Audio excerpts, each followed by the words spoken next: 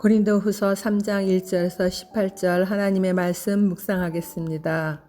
바울의 사도성을 의심하여 혼란이 야기된 고린도 교인들에게 바울은 자신이 그리스도로 말미암아 사도로 부르심 받은 것에 대하여 옛 언약과 새 언약을 들어가며 계속 설명합니다. 이처럼 자세하게 설명하는 것은 바울 자신을 변호한다기보다는 고린도 교인들이 유대주의자들로부터 들은 이야기로 믿음의 확신이 흔들리지 않기 위한 배려요 바울의 사랑입니다. 1절에 우리가 다시 자천하기를 시작하겠느냐? 이 말은 바울은 자신들이 고린도 교인들에게 다시 스스로 자신들을 추천해야 될 이유가 전혀 없다는 것을 단호하고 진실된 그런 자신에 대해서 그렇게 말하는 것입니다. 우리가 어찌 어떤 사람처럼 추천서를 너에게 붙이거나 혹은 너에게 받거나 할 필요가 있느냐? 이 말 또한 마찬가지입니다. 자신에게는 사람에게 받은 추천서 따위가 중요하지 않음을 강조하는 것입니다. 이것은 예루살렘 교회로부터 어떻게 쓰여진 추천서인지는 몰라도 고린도 교회에 온 유대주의자들이 굉장한 이력을 추천하는 추천서를 가지고 온 거죠. 그래서 그 유대로부터 온 선생들로 인해서 바울은 마치 추천서도 없는 거짓 사도인 것처럼 그들이 그렇게 치부해버리고 또 고린도 교인들은 그 일로 인해서 혼돈 중에 빠진 거죠.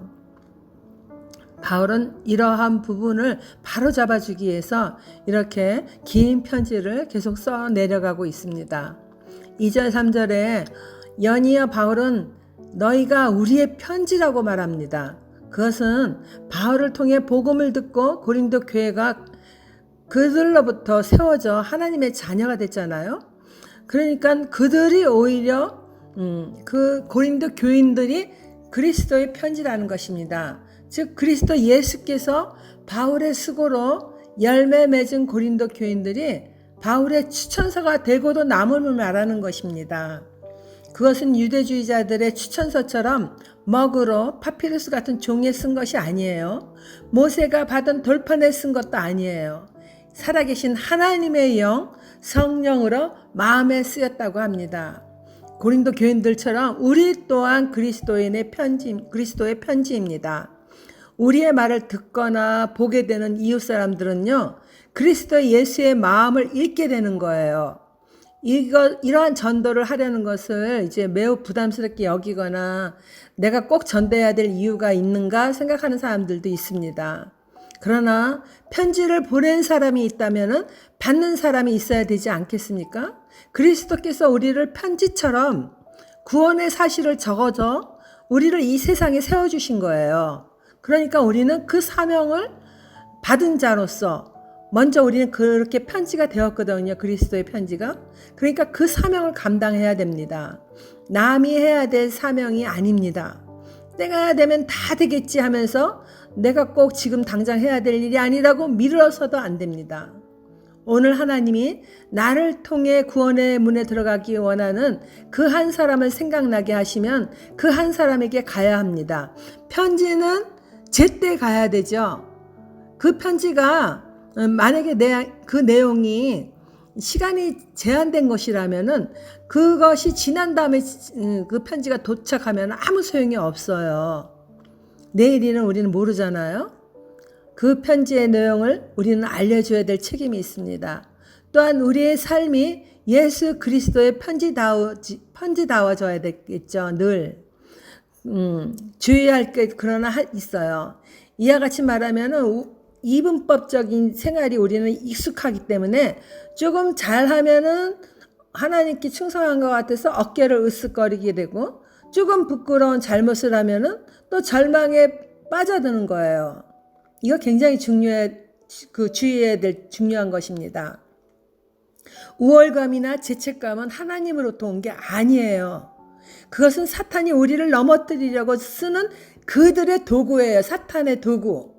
하나님은요 정말 좋고 크고 좋은 도구를 우리에게 주셨어요.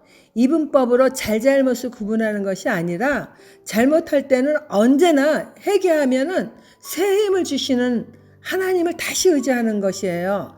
회개라는 도구를 사용해서 우리는 하나님이 그 용서해 주시는 그 깨끗하게 해주시는 것을 경험하고 그리고 더 가까이 하나님께 나가는 거죠. 주는 언제든지 우리의 죄를 먼 바다에다 던지시고 용서하실 뿐 아니라 악한 사탄으로부터 지켜주실 겁니다. 데살로니가 후서 3장 3절에 주는 미쁘사 너희를 굳건하게 하시고 악한 자에게서 지키시리라. 이 말씀을 실행하시는 분이십니다. 4절 5절에 이제 바울은 자신의 사역의 원천과 결과는 자신으로 말미암은 것이 아니라 그 모든 것이 오직 하나님으로부터 난 것임을 말합니다. 고린도 교인들의 대부분이 복음을 듣기 전과는 아주 다른 새로운 사람이 된 것은 그들도 알고 무사람들도 압니다. 저 사람들이 변했어. 달라졌어. 고린도 동네가 참 그렇게 태폐한 동네이기 때문에 그 고린도 교회에 들어온 첫 교인들이 그다지 세상적으로 의롭다고 할 사람들이 거의 대부분 아니었을 거 아니에요? 근데 그들은 바울을 통해서 복음을 듣고 변한 거예요. 무사람들도 알 만큼 변한 거예요. 그런데 이러한 것에 대해서 바울은 조금이나마 자신이 수고한 결과라고 그렇게 생각도 안 하고 말도 안 합니다. 바울은 오히려 이런 말을 하면은 사람들이 바울의 수고가 아니야 하면서 틀렸다고 반박할 사람이 없을 정도로 그곳에서 수고를 많이 한 것을 다 알 것입니다. 그러나 바울은 언제나 정말 그 영광을 오직 하나님께만 돌리는 것을 우리가 볼 수 있습니다. 예수 그리스도로 믿음으로 말미암아 성령께서 일하신 것으로 삼위 하나님께만 영광을 돌립니다. 단 한마디도 하나님의 영광을 가로채서 자신의 것으로 자랑하지 않습니다. 6절에 새 언약의 일꾼이 되었다는 것은 모세가 시내산에서 하나님으로부터 받은 두 돌판에 새겨진 언약과 달리 예수님에 대한 믿음이 새 언약임을 대비해서 말하는 것입니다. 옛 언약은 하나님께 불순종할 때 동물에 희생시킨 제사를 드려야 성립이 되었죠. 그러나 새 언약은 예수 그리스도께서 이미 희생의 제물이 되셨기에 옛 언약처럼 그 희생 제물을 드리는 행위의 수고가 없어도 그리스도를 믿는 믿음만으로 언약이 성립됩니다. 바울은 이러한 새 언약의 일꾼으로 하나님의 부름을 받은 사도이며 하나님께서 합당한 자격을 자신에게 주었다는 거예요. 옛 언약은 그것을 받은 인간이 순종하지 못할 경우 죽음에 이르게 되잖아요. 그것은 삶의 중심이 인간에게 있지만은 새 언약은 그리스도를 믿는 믿음이기 때문에 그 삶의 중심이 하나님께 있기 때문에 생명을 얻는다는 거예요. 예수 그리스도를 믿음으로 하나님과 죄인인 우리의 관계가 회복되는 크고 놀라운 은혜로 율법이 하지 못하는 것을 예수님이 저와 여러분을 위해서 완성해 주신 것이죠. 얼마나 놀라운 사실인가요? 7절 8절에 돌에 쓴 율법 조문을 받은 직분도 영광스러워서 모세의 얼굴이 그 사라질 영광의 강체 때문에 사람들이 모세의 얼굴을 보지 못했어요. 하물며 성령께서 함께 하시는 직분의 영광은요 더 영광스럽지 않겠느냐고 그렇게 하나님으로부터 받은 사도의 직분이 얼마나 귀한 것인지를 확신에 찬 어조로 계속 바울은 가르칩니다. 9절에서 11절 율법은 그 엄격한 요구에 미치지 못하는 인간의 행위를 정죄합니다. 그러나 정죄의 직분도 공의의 하나님으로부터 온 것이기에 영광스럽습니다. 하지만 그것은 사라질 영광이었고 예수 그리스도의 복음의 영광은 영원한 것으로 더 큰 영광인 것입니다. 로마서 3장 19절에 20절 말씀을 다시 한번 그것을 알려주죠. 성경은 옛 영광이 무음하였다라면 새 언약이 필요 없었음을 말씀합니다. 우리의 그 율법은 우리를 갖다가 저주의 그 심판 아래 놓이게 하지만은 예수 그리스도로 통한 우리 예수 그리스도 때문에 우리가 새롭게 의로워지는 이 언약은 새 언약은 정말 어떠한 것도 우리에게 부족함이 없을 만큼 완벽한 언약이잖아요.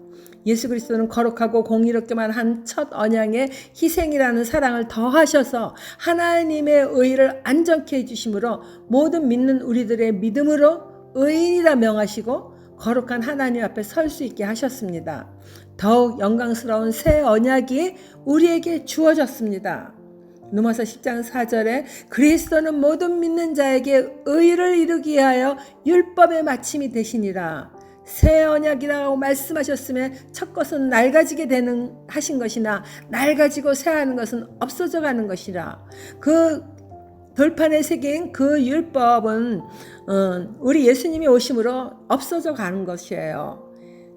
이스라엘 백성들은 모세의 얼굴의 강체가 한시적이며 없어질 것임에도 불구하고 그 눈에 보이는 그 영광에 집착하였기 때문에 모세가 수건으로 얼굴을 가려야 했어요. 그들은 마음이 완고해서 예수님이 오고 가신 그 시점에서도 하나님의 온전한 뜻을 깨닫지 못하니까 여전히 그들은 성경을 읽어도 수건이 벗겨지지 않은 것처럼 말씀을 온전히 깨닫지 못하고 예수님도 믿지만 할례를 받아야 한다는 둥 그렇게 주 안에서 진정한 자유를 알지 못하고 바울을 대적하는 유대주의자들이 그렇게 고린도까지 와서 필요 없는 수고를 하고 있잖아요.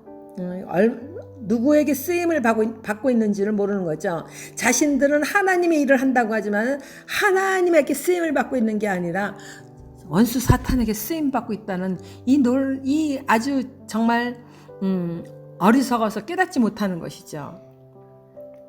16절 17절에 그러나 언제든지 예수 그리스도께 온전히 돌아가면 그 수건이 벗겨지고 주의 영 성령으로 말씀을 온전히 깨닫는 기쁨과 자유함을 얻게 될 것입니다. 율법의 지배에서 벗어나고 복음으로 말미암는 자유를 즉 종의 자녀가 아닌 자유자의 자녀로 사는 것입니다.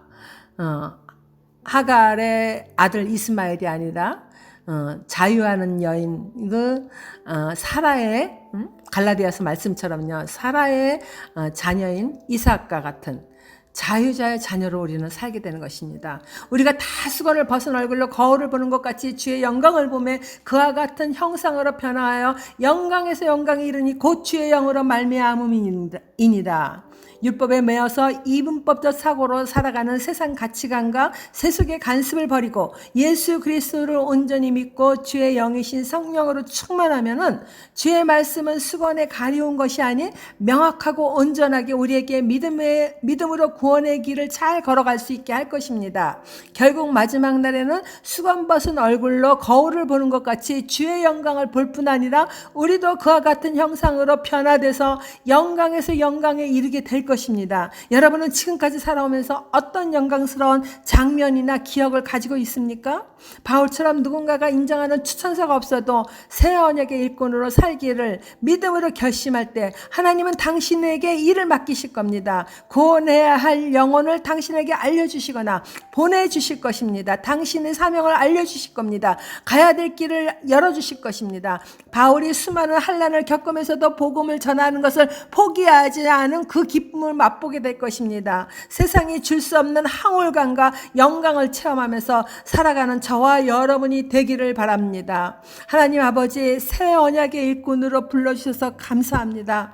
때로는 하나님의 마음을 헤아리지 못하고 하나님의 명령보다 내 생각과 나의 감정과 나의 일이 먼저였던 것을 용서하여 주세요.